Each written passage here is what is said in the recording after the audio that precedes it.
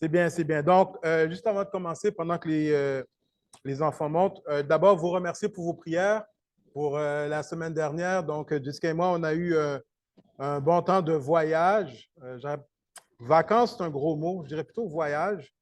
On avait quand même des choses à faire, des choses à régler. On a eu la retraite des ouvriers où j'ai eu le privilège de rencontrer d'autres pasteurs et d'autres leaders de la famille, de notre famille d'église. Et donc, ça a été un bon voyage, un bon temps. Et j'aurai plus d'informations à vous donner dans les semaines et les mois à venir concernant notre famille d'église et les annonces et le mouvement qui s'en vient. Et donc, ce matin, j'étais supposé donc terminer avec le thème de la complémentarité. Lorsque j'ai regardé ce qui restait à dire, je me suis rendu compte qu'avec les 5 enseignements donnés, on avait fait pas mal de tours. Et donc, j'ai donc décidé ce que je devais faire la semaine dernière, je vais le faire cette semaine. On va commencer avec un nouveau livre. On va étudier le livre de Job. Et le livre de Job, évidemment, c'est de lire le livre de Job, c'est de lire un classique. Hein? Qui ne connaît pas l'histoire de Job? Okay? Qui ne connaît pas non plus la réponse que Dieu a donnée à Job? Et qui ne connaît pas la conclusion du livre de Job? Et pourtant, ce classique est un classique qui est toujours plaisant de redécouvrir. C'est bien de redécouvrir ce genre de classique parce que, en tout cas, je parle pour moi, on a souvent l'impression qu'on connaît l'histoire et qu'on comprend l'histoire. Et comme d'habitude, il y a des petits détails dans l'histoire que des fois, en tout cas pour moi, on saute par-dessus, mais des détails qui sont extrêmement importants pour comprendre qu'est-ce qui se passe. Par exemple, dans mon titre, j'ai mentionné Job et la souveraineté de Dieu. Je n'ai pas marqué Job et la souffrance de Job. Parce que souvent, on a l'impression que la souffrance de Job est le but de l'histoire. Or, si tu prends le temps de lire comme il faut l'histoire, tu te rends compte que oui, la souffrance est là, mais ce n'est pas le but de l'histoire. Donc, j'aimerais qu'on puisse relire ensemble, redécouvrir ensemble sur une série l'histoire de Job et de voir, mais qu'est-ce qu'on peut apprendre dans cette histoire? Qu'est-ce que Seigneur veut nous apprendre? Je me souviens, et c'est intéressant de comprendre ce qui se passe dans Job, parce que souvent les gens vont dire, oh, mais ça c'est dans l'Ancien Testament, puis c'est pas vraiment, parce qu'il y a vraiment quelque chose pour nous. Mais pour ceux qui se rappellent, dans Jacques, je n'ai pas le PowerPoint, mais je vais lire avec vous. Si vous regardez avec moi dans Jacques chapitre 5,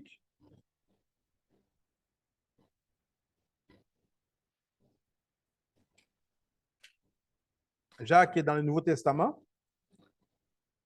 Et en plus, vers la fin du Nouveau Testament, comme quoi c'est vraiment dans le Nouveau Testament. Jacques chapitre 5, verset 11 nous dit ceci. OK? Donc, comme je mentionnais, ce n'est pas sur le PowerPoint, donc je vais vous demander de lire. Jacques 5, verset 11 nous dit ceci. Voici, nous disons bienheureux ceux qui ont souffert patiemment. Il continue en disant, vous avez entendu parler de quoi? De la persévérance, de la patience de qui? Ah, OK.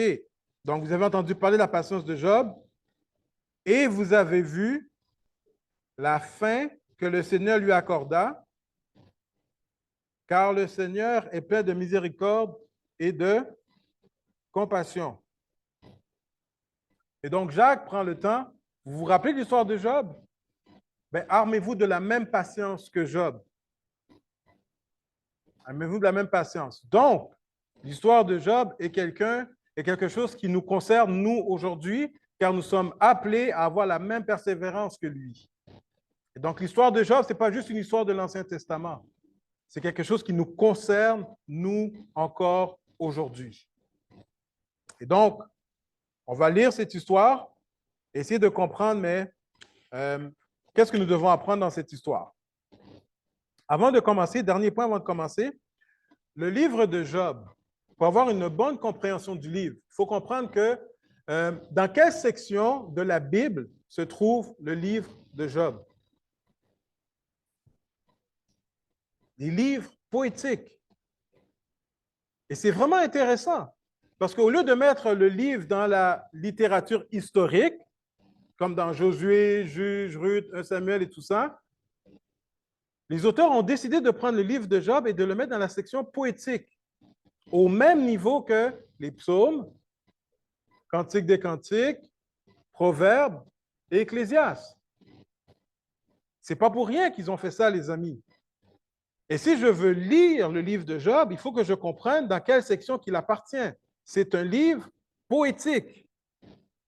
C'est de la poésie qu'il y a à l'intérieur. Donc, c'est une histoire vraie, mais qui nous est racontée dans un style poétique. Et ce qui est intéressant dans un style poétique, c'est la manière que les phrases sont mentionnées, la manière que l'histoire est racontée. On veut nous raconter une histoire, mais on utilise la poésie parce qu'à travers la poésie, on veut nous donner un certain angle par rapport à l'histoire.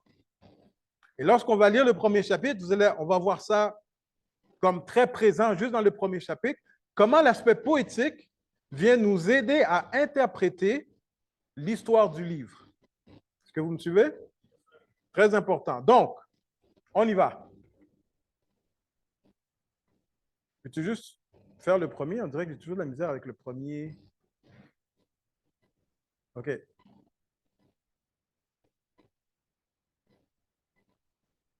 Il ne veut pas avancer. Fait que, Patrice, je compte sur toi, mon ami, mon cher collègue de travail, mon compagnon d'œuvre dans le Seigneur, pour m'aider avec le texte d'aujourd'hui. Donc, Job 1. Il y avait dans le pays d'Uth un homme qui s'appelait Job. OK? Le premier verset, très important parce que le premier verset nous donne une caractéristique. Qu'est-ce qu'on apprend sur Job? Et cet homme était intègre, droit. Quoi d'autre? Craignait Dieu et 4 caractéristiques extrêmement importantes. La première chose que l'auteur nous raconte par rapport à Job, c'est son caractère. Et puis, il aurait simplement pu dire qu'il était un homme qui craignait Dieu. Mais il prend le temps de définir le personnage de Job. C'est un homme intègre, un homme droit, un homme qui craignait Dieu et qui se détournait du mal. OK? Donc, on veut nous faire savoir que Job est une bonne personne. Extrêmement important. Parce que si tu ne comprends pas ça, lorsque tu arrives dans les discours des amis de Job, tu ne comprendras pas le discours des amis de Job. Job est considéré comme étant quelqu'un de bon. OK? Première caractéristique. Deuxièmement, on nous raconte, il lui naquit 7 fils et 3 filles. C'est intéressant, hein? 7 et 3. OK? Donc, on comprend que c'est littéral, mais il y a quelque chose de particulier. 7 et 3, qui donne 10. 7, chiffre de la perfection, 3, le chiffre de la dignité, 10, le chiffre de la plénitude. Et donc, Job était un homme qui était plein, qui était béni par rapport aux enfants. On continue. Là, j'ai besoin de ceux qui sont forts en mathématiques, comme Devenel, tu m'as rappelé lors de la formation, donc je compte sur toi. Donc, il nous dit que Job possédait 7000 brebis. Maintenant, prends 30 secondes là, puis je veux que tu penses à ça. 7000 brebis. Tu dois avoir une méchante cour arrière pour pouvoir placer 7000 brebis dedans. Là. OK?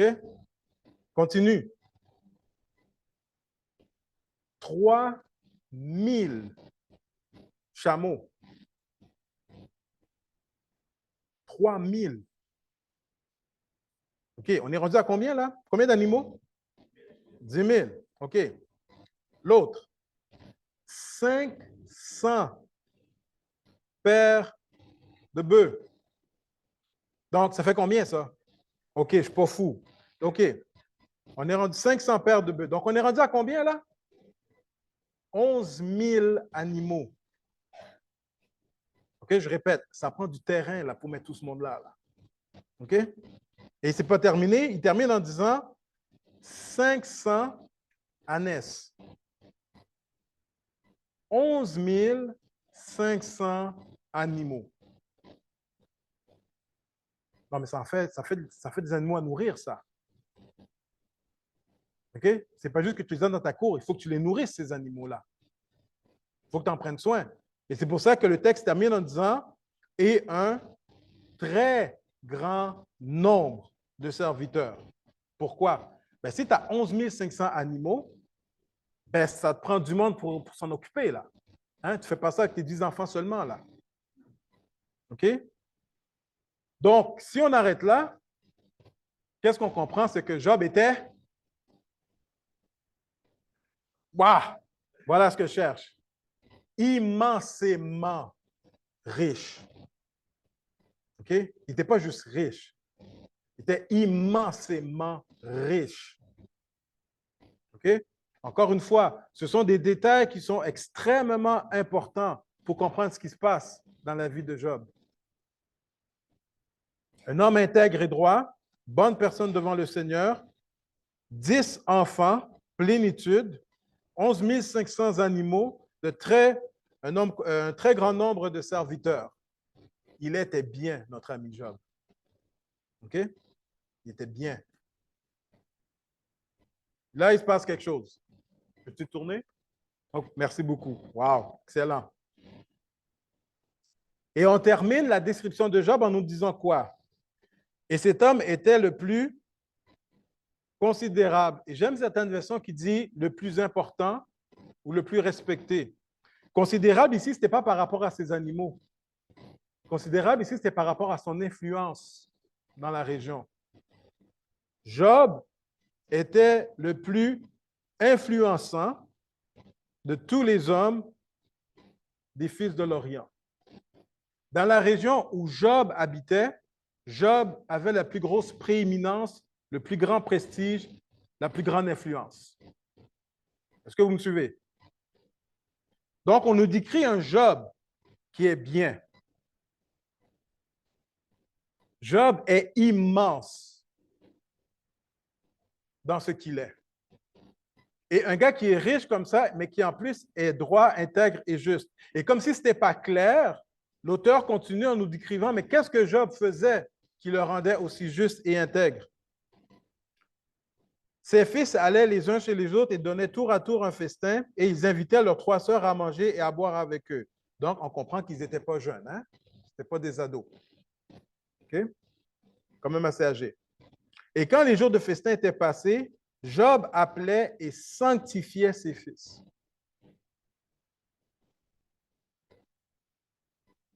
Puis, il se levait de bon matin et offrait pour chacun d'eux, pour chacun des fils, comme des filles aussi, il offrait un holocauste.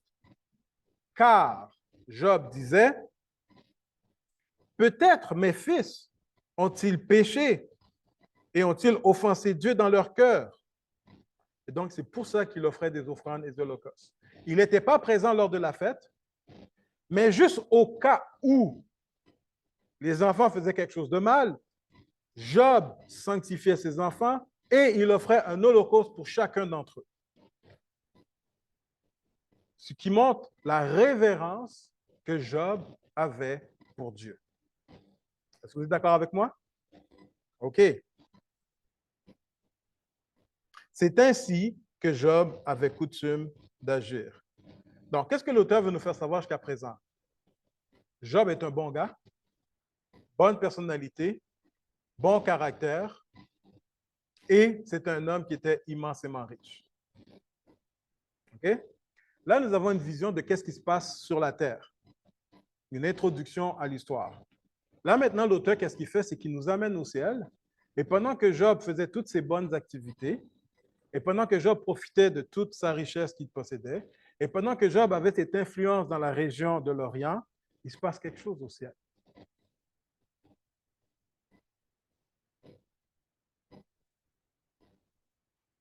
Est-ce que c'est possible qu'il se passe quelque chose au ciel pour nous pendant qu'on est là ce matin?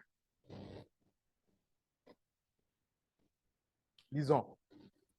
Or, les fils de Dieu vinrent un jour se présenter devant l'Éternel, et Satan, l'adversaire, l'accusateur, l'ennemi numéro un de Dieu et des hommes, vint se présenter lui aussi. Évidemment, il y a tout un débat théologique à savoir, mais comment Dieu fait pour supporter la présence de l'ennemi? Et c'est pour ça que je vous dis que si on oublie que c'est un texte de poésie, on pose des mauvaises questions. On nous raconte une histoire. L'important, ce n'est pas de savoir pourquoi, comment Dieu a permis que l'ennemi soit là. C'est de comprendre, mais qu'est-ce qui se passe dans l'histoire? OK? Donc, non, on ne sait pas pourquoi comment est-ce que Satan a pu se présenter dans la présence de Dieu. Mais ce n'est pas le but. Le but, c'est qu'est-ce qui se passe après. Donc, les fils de Dieu, donc les anges, viennent se présenter un jour devant l'Éternel et Satan se présente au milieu d'eux. L'Éternel dit à Satan, OK? Je vais vous poser une question.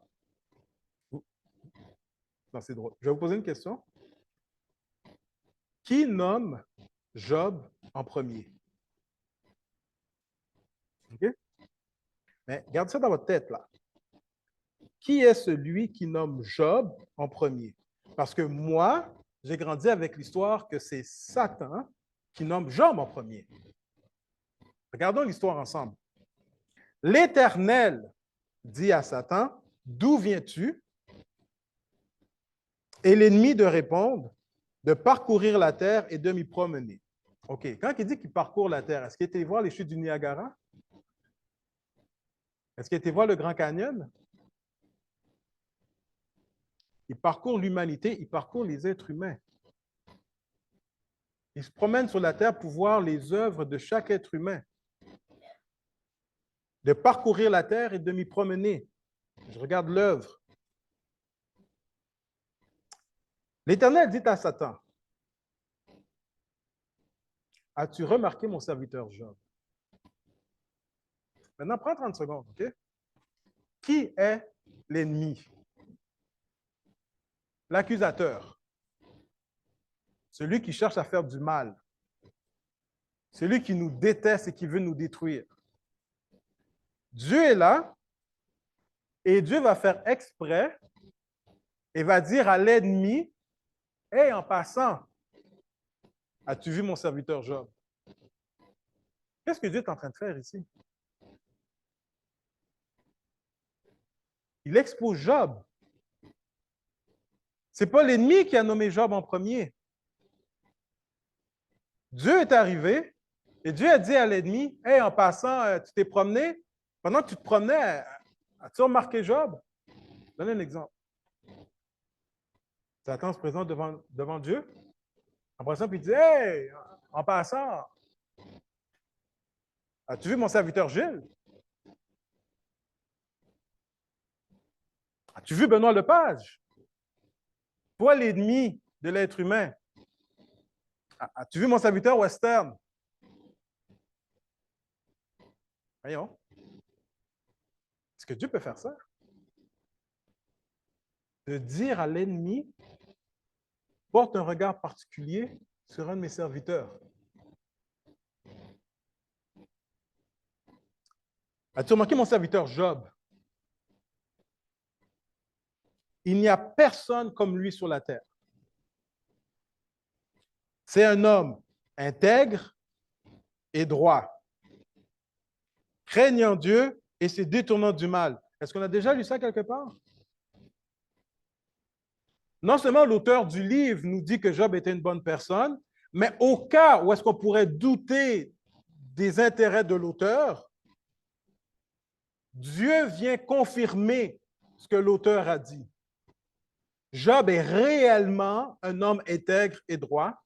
Il est réellement un homme qui craint Dieu. Il est réellement un homme qui se détourne du mal. Donc, Dieu vient confirmer ce que l'auteur du livre nous dit au début. Les mêmes paroles. Il dit ça à l'ennemi. Moi, là, je lis ça, puis la première question qui me vient en tête, c'est pourquoi tu fais ça? Et moi, je dis, Seigneur, j'espère que tu fais pas ça avec moi, là. J'espère que tu ne fais pas ça avec moi, là. OK? Mais ce n'est pas tout. Ce n'est pas tout.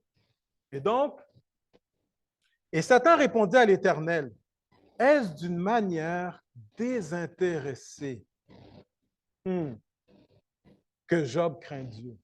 Est-ce que c'est d'une manière désintéressée? Ne l'as-tu pas protégé, lui, sa maison et tout ce qui est à lui? Mais non seulement tu l'as protégé, mais en plus tu as béni l'œuvre de ses mains. Et ses troupeaux couvrent le pays. Ben, c'est normal que Job te craigne. C'est normal que Job soit juste et droit. Tu le protèges. Et non seulement tu le protèges, en plus tu le bénis. Et tu fais en sorte que tout ce qu'il touche se multiplie. OK? C'est le verset 11 qui m'intéresse. Parce que moi, j'ai toujours grandi en me disant, Job, il va dire, ah ouais. Satan va dire, ah ouais, Job, regarde, moi là, moi, Satan, là, regarde, je vais aller là, je vais lui faire du mal, puis tu vas voir. OK? Comme si c'est l'ennemi qui prend l'initiative. Mais remarquez qu'est-ce qui est écrit au verset 11. OK? Si vous retenez juste une chose ce matin, retenez le verset 11. La manière que l'ennemi parle à Dieu. Il dit, mais quoi? Étant quoi? Ta main. Étant ta main. Touche à tout ce qui lui appartient. Et je suis sûr qu'il te maudit en face. Est-ce que l'ennemi prend l'initiative ici? En fait, qu'est-ce qu'il fait ici? Oui, mais qu'est-ce qu'il fait ici? Il provoque Dieu. Il provoque Dieu en faisant quoi? Il fait une demande. Il fait une requête. L'ennemi ne prend pas l'initiative de dire je vais faire du mal à Job. Il ne dit pas ouais, OK, oui, OK, regarde qu'est-ce que moi je vais faire. Il dit non. Il dit toi, Dieu, étends ta main sur lui. Touche à tout ce qui lui appartient. Et je suis sûr qu'il te maudit en face. Évidemment, moi, je me pose une question ici. Puis je me dis, ben, il est arrogant. Il est arrogant. Quel droit tu te permets de dire ce genre de choses-là à Dieu? Mais non seulement ça, je me dis, puis en plus, comme si Dieu va t'écouter. Comme si Dieu va répondre à ta requête. Comme si Dieu allait se laisser influencer par ce que l'ennemi pense. C'est ça qui arrive?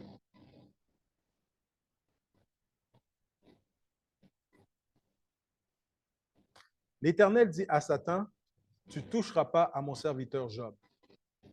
C'est ça qu'il dit? L'Éternel dit, je t'empêche de lui faire du mal. C'est ça qu'il dit?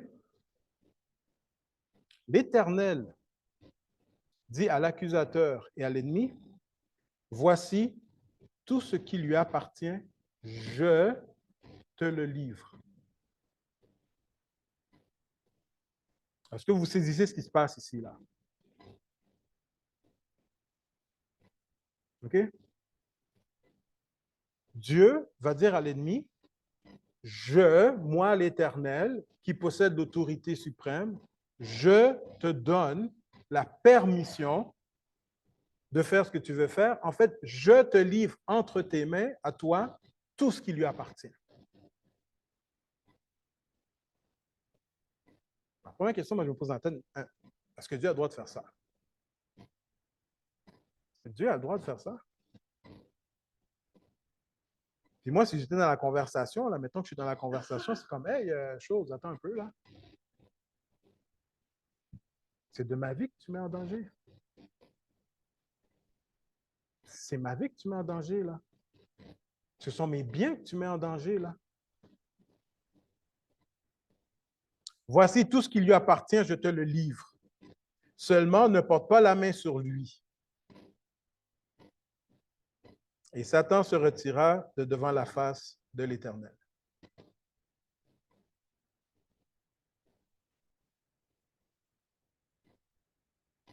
Si on ne comprend pas cette conversation, on ne comprend pas le reste du livre. Ce n'est pas l'initiative de l'ennemi de dire je vais faire du mal. Il demande la permission. Mais non seulement il demande la permission, Dieu lui donne la permission. Dieu lui donne. Et regardez qu'est-ce que l'ennemi va faire. Okay? Un jour, que les fils et les filles de Job mangeaient et buvaient du vin dans la maison de leur frère aîné, il arriva auprès de Job un messager qui dit, merci, les bœufs, il y en avait combien déjà? 500 paires, 1000. Les bœufs labouraient et les ânesses, il y en avait combien d'ânesses? 500. Ça fait combien en tout, là? 1500. OK? Les bœufs labouraient et les ânesses pesaient à côté d'eux. Des Sabéens, et je souligne le mot Sabéens. OK? On va revenir là-dessus tout à l'heure. Des Sabéens.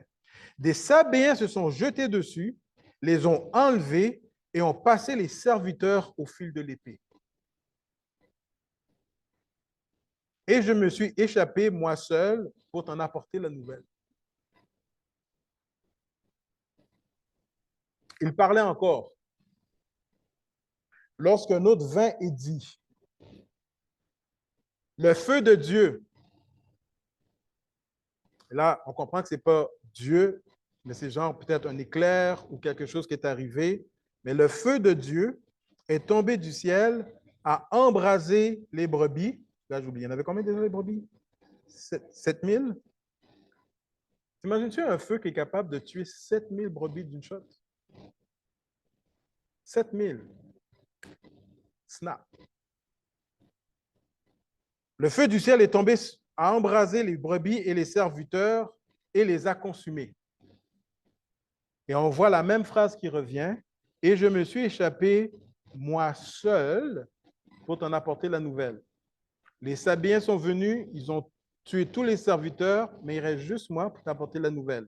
Le feu du ciel est arrivé, a consumé toutes les brebis, a consumé tous les serviteurs, mais il reste moi seul. Pourquoi?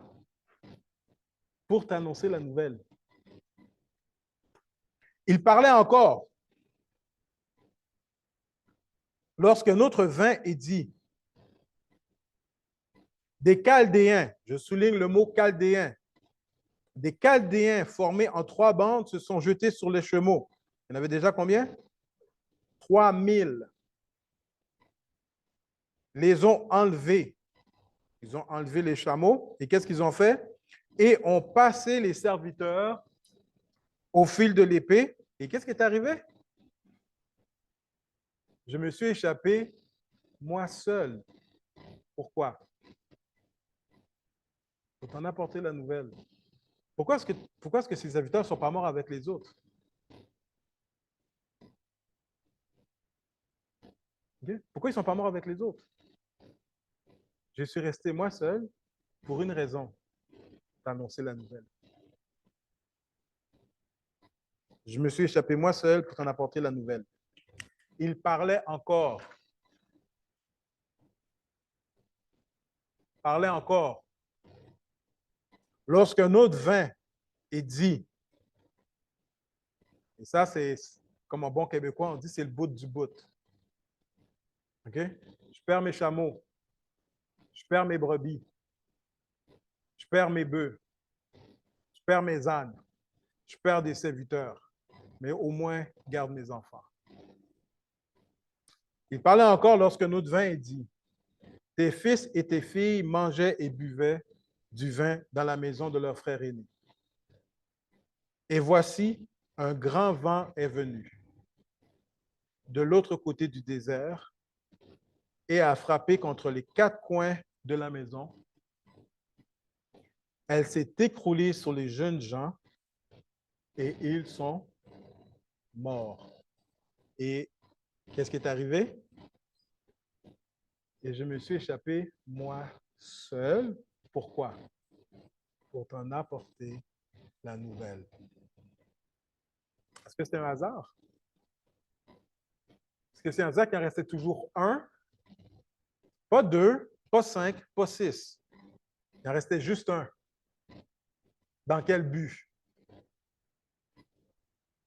Pour que Jean m'apprenne la nouvelle.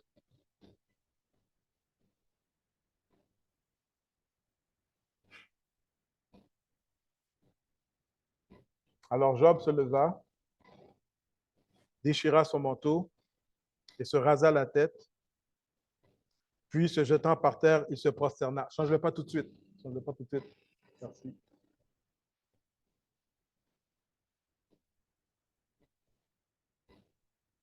Et tu vois la place de Job. OK? 30 secondes là. Tu vois la place de Job. Tu as 10 enfants.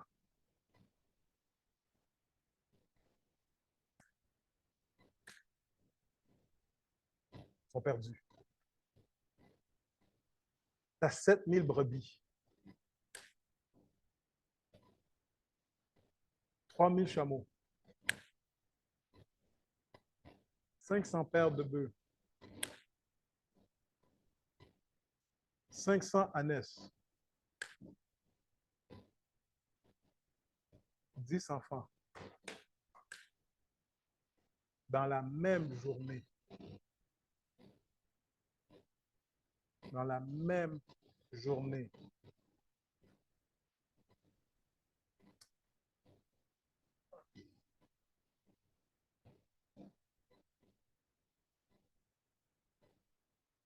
Je pose une question.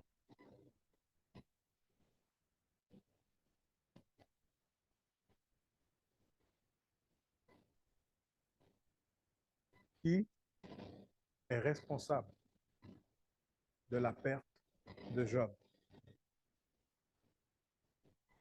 Les Sabéens? Les Chaldéens? Le feu tombé du ciel? Le vent venu de l'ouest? Qui est responsable de la perte de Job?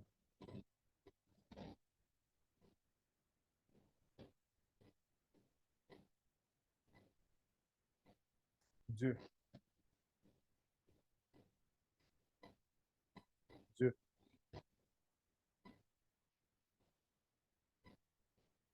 Le livre n'est pas une question de savoir comment gérer la souffrance comme Job. Le livre est de comprendre, mais qu'est-ce que Dieu fait? Qu'est-ce que Dieu fait?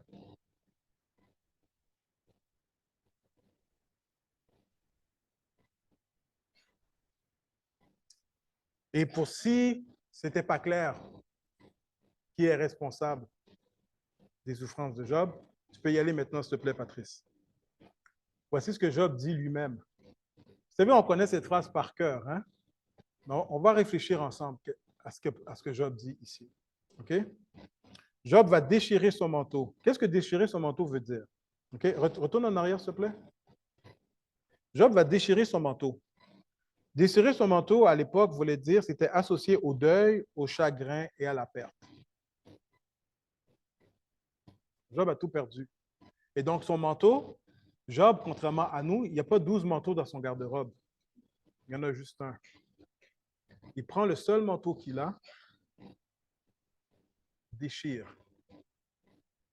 Et contrairement à nous, ce n'est pas une question qu'il va lever ce lendemain matin puis il va aller chez le couturier pour qu'il leur passe là. Il déchire son manteau. Et non seulement ça, il se rase la tête, signe de deuil et d'humilité, ou d'humiliation. Job a atteint le summum du découragement qu'un être humain peut subir. Le summum de découragement. Il déchire son manteau, il se rase la tête. Et il va se prosterner. Là, tu peux y aller, s'il te plaît. Et il dit, je suis sorti nu du sein de ma mère. Et nu, je retournerai dans le sein de la terre. Et maintenant, la phrase que nous connaissons tous. L'Éternel a donné. L'Éternel a ôté. OK? L'Éternel a donné 10 enfants, 11 500 animaux et de grands serviteurs. l'Éternel a ôté 11 500 animaux, grand nombre de serviteurs et 10 enfants. Quelle est ma réponse? L'Éternel a donné, l'Éternel a ôté, que le nom de l'Éternel soit béni. Wow! Wow! J'ai une crevaison d'un pneu il y a 2 semaines, puis je suis prêt à lever le poing devant le Seigneur. Je suis prêt à lever le poing devant le Seigneur. On applique pour un poste au travail, on n'a pas le poste qu'on désirait, lève le poing devant le Seigneur.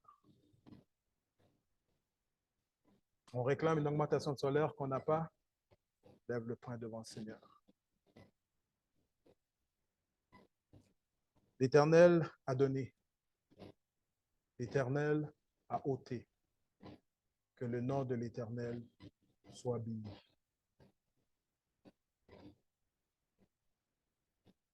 Job a complètement tout abandonné entre les mains du Seigneur.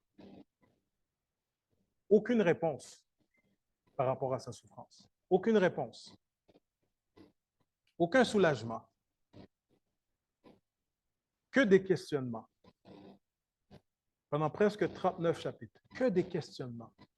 Mais au milieu de ces questionnements, Job va continuer à dire, l'Éternel a donné, l'Éternel a ôté, que le nom de l'Éternel soit béni. Verset 22. En tout cela, Job ne pécha point et n'attribua quoi? Rien d'injuste à Dieu. Ça, là, c'est la définition de quelqu'un qui a tout abandonné entre les mains du Seigneur. Et j'aimerais tellement dire, même en tant que pasteur, j'aimerais tellement dire que je suis rendu là dans ma vie. J'ai encore des croûtes à manger. Vous vous rappelez qu'est-ce que Jacques a dit? Ayez la patience de Job. C'est ça, là. Maintenant, c'est super triste. C'est super triste. Mais si vous vous rappelez comment l'histoire finit, on va y retourner. Donc, sortez pas triste, là. L'histoire finit bien. OK? Mais encore une fois, on ne peut pas comprendre la bénédiction que Dieu donne à Job à la fin de l'histoire si tu ne comprends pas ce qui se passe ici. Il faut comprendre ce qui se passe ici. Pour comprendre comment Dieu va le bénir à la fin. C'est pas juste, oh, mais tu sais, à la fin de l'histoire. Non, non. Il se passe quelque chose là. Il se passe quelque chose là. Parce que Job, contrairement à nous, il ne sait pas lui comment l'histoire finit. Il ne sait pas là. Mais en toute chose, que le nom de Dieu soit béni. Conclusion. Peux-tu juste mettre conclusion? Je n'ai pas de PowerPoint. Je vais juste qu'on regarde la première partie de l'histoire. Qu'est-ce qu'on apprend? Qu'est-ce qu'on apprend? Bien, on va commencer avec la fin. Le texte nous dit que Job n'attribuera rien d'injuste à Dieu. Job a tout perdu, et malgré qu'il a tout perdu, Job n'attribue rien d'injuste à Dieu. Dieu reste juste au milieu même des calamités. Dieu reste juste au milieu même des épreuves et des souffrances que tu vis. Deuxième chose, et ça c'est pour ceux qui sont, je sais qu'il n'y en a pas ce matin ici, mais ceux qui aiment la théologie de la prospérité. Et boy. Hein? La formule magique de la théologie de la prospérité, si tu vas bien, Dieu te bénit. Si tu vas mal, Dieu te punit. Hein? Je pensais à ça ce matin, puis je me suis dit, mais quelle formule de bébé Lala?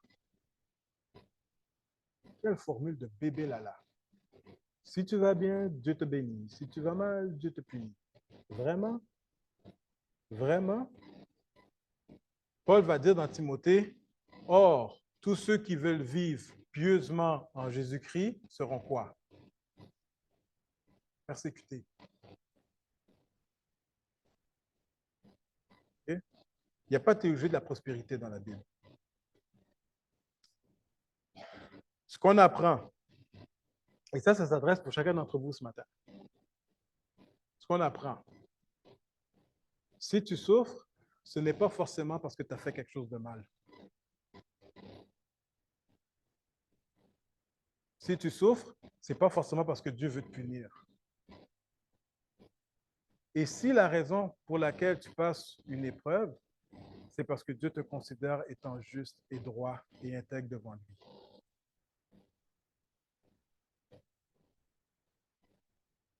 Et si la raison pour laquelle tu passes à travers une saison difficile n'était pas justement par le fait que Dieu te considère droit, intègre et juste.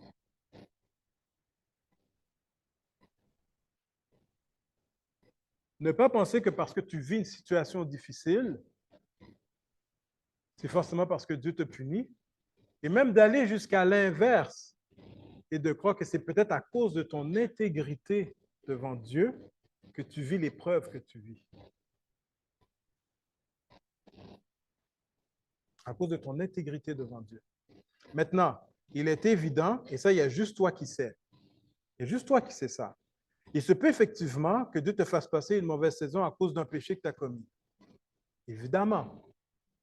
Et que Dieu te discipline par rapport à quelque chose. Mais ça, il y a juste toi et le Seigneur qui sait. Mais si tu vois que tu mènes une vie intègre devant le Seigneur et que tu vois que tu n'as rien à te reprocher, bon, on pêche tous les jours, ça n'a rien à voir avec ça, là. Ce n'est pas une question de pécher tous les jours. Si tu sais que tu es intègre devant le Seigneur, que tu marches fidèlement devant le Seigneur et qu'une épreuve t'arrive, ne pense pas que c'est à cause que Dieu veut te punir. C'est peut-être parce que justement Dieu te trouve juste devant lui. J'ai invité les musiciens pour terminer. Nous allons donc lire le livre de Job. Nous allons passer à travers le livre. Et ce qu'on va remarquer, c'est ceci. Quelle est l'attitude de Job par rapport à sa souffrance et quelle est l'attitude des trois amis par rapport à la souffrance de Job? Et finalement, nous allons voir, mais quelle est la réponse de Dieu par rapport à la souffrance de Job? La semaine prochaine, nous allons voir quelle est l'attitude de Dieu par rapport à Job lorsque l'ennemi revient une deuxième fois devant lui. Vous vous rappelez? Il revient une deuxième fois. Il n'est pas fini. Comment Dieu travaille avec ça et comment l'histoire de Job, la semaine prochaine, prépare le terrain pour le reste du livre. On a vu une première partie, nous allons voir une deuxième partie la semaine prochaine et après ça, embarquer donc dans le livre de Job avec les différentes personnes qui vont faire le livre. Ça va durer plusieurs semaines. On va prendre une pause évidemment pour Noël et on continuera après la série. Mais nous allons plonger donc dans le livre de Job et de comprendre qu'est-ce qui se passe ici. Donc, terminer avec ça, les amis. Je ne vais pas terminer sur une note négative, évidemment. La raison pourquoi est-ce qu'on est capable de supporter la souffrance ici, c'est parce qu'on sait comment l'histoire finit. Et la raison pourquoi est-ce que nous sommes capables de supporter les souffrances que nous vivons, c'est parce que nous connaissons comment notre histoire finit. Et nous savons que Dieu guérit, Dieu restaure, Dieu bénit.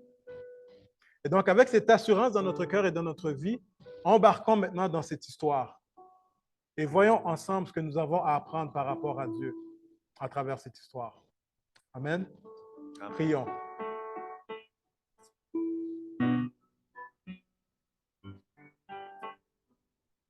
Seigneur, il y a des choses que tu fais qu'on ne comprend pas.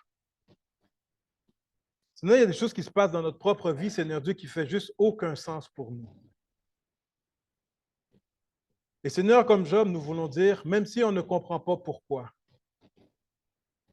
même si on ne comprend pas comment, même si, Seigneur, nous sommes complètement dans le néant par rapport à ce qui nous arrive, nous voulons répéter ce que Job a dit.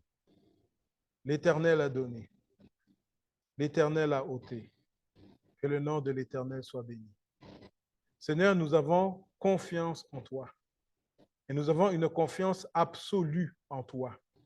Sachant, Seigneur, que si nous n'avons pas la réponse aujourd'hui ou demain, mais un jour, Seigneur, la réponse viendra. Et rappelle-nous, Seigneur, que si nous vivons des épreuves, ce n'est pas forcément, Seigneur, parce que tu veux nous punir. Et que des fois, juste des fois, Seigneur, de vivre des moments difficiles, c'est à cause de notre intégrité envers toi. Fortifie-nous par ton Saint-Esprit, encourage-nous et aide-nous, Seigneur, à faire la part des choses et à discerner, Seigneur, ton plan dans notre vie. Et que peu importe la raison, Seigneur, que nous puissions nous rappeler que tu es un Dieu juste, tu es un Dieu fidèle et que tu es un Dieu, Seigneur, qui restaure et guérit. C'est dans ton précieux nom, Jésus, que nous t'avons prié ce matin.